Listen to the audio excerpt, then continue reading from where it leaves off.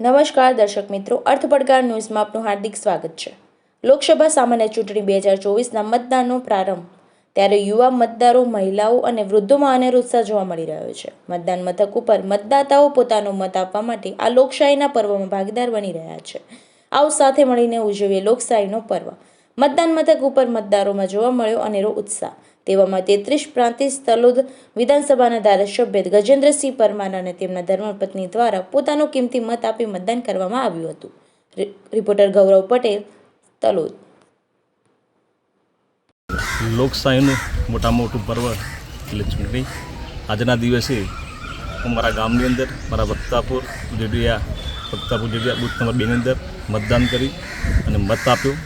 આ મતની એટલી તાકાત છે કે તમારા મતથી આ રાષ્ટ્રના હિત માટે, આ દેશના હિત માટે અને આવનારા સમયને દેશને મજબૂત કરવા માટે આ બધા જ ખૂબ મતદાન કરો।